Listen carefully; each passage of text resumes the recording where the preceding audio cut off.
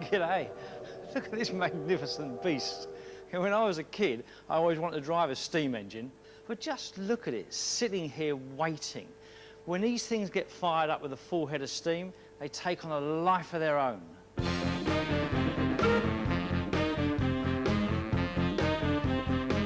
Back in the 1920s and 30s, when steam ruled the rails, it was every young boy's dream to run their own railway.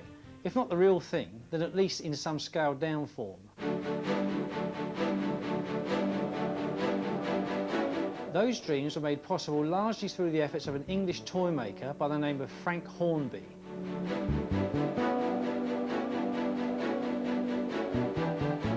For more than 40 years, his lifelike railway models captured the hearts and minds of generations of children. Today, those original Hornby trains are highly sought after by collectors throughout the world. Which is why we're in Mullaney in southeast Queensland, because in this building behind me is one of the best collections of large-scale vintage Hornby trains that you're likely to find anywhere in Australia.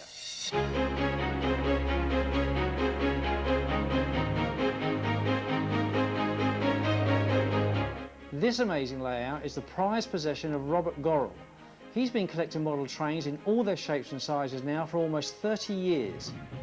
We never make the mistake of calling model railways a train set, but you can here, because these are all toy trains. These are toy trains that go from about 1920 onwards, and they're all metal, and they were made until about the 60s. After that, plastics came in, trains shrank in size. It seems to me that Hornby trains are more sought after by collectors in Australia. And what's the reason for that? Because the majority of toy trains at that time were in fact made by Hornby. Certainly there are other great brands in Britain, Europe, America and Australian-made toys, but Hornby was a great product. It really saturated the market from 1920 through to the 1960s, and they're quality toys and they really hold, I think, the most attraction for collectors.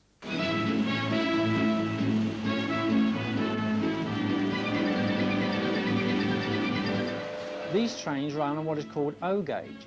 That refers to the scaled down distance between the rails compared to the British standard gauge.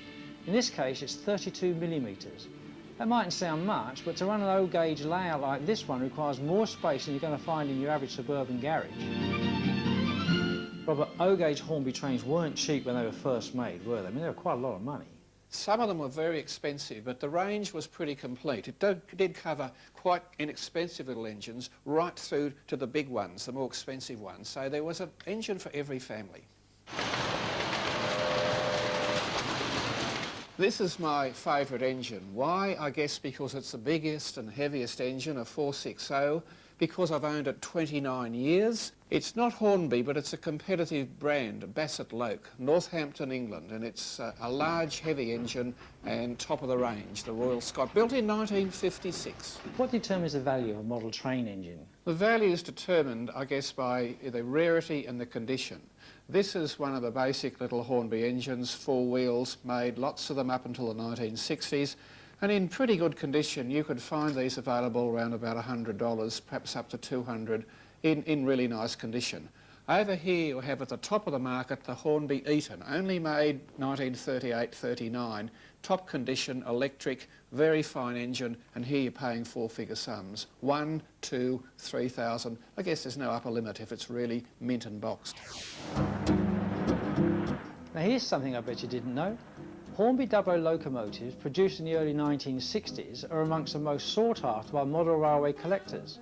This model of Dorchester, a British Railways Pacific class locomotive, sold in 1964 for around $15.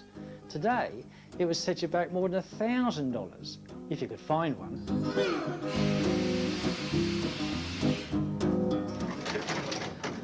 Well, that's the end of this series of Treasure Hunt. I really hope you've enjoyed watching it as much as we've enjoyed bringing it to you, because for us, it really has been a heap of fun. Well, we'll see you next time. Until then, let's go treasure hunting.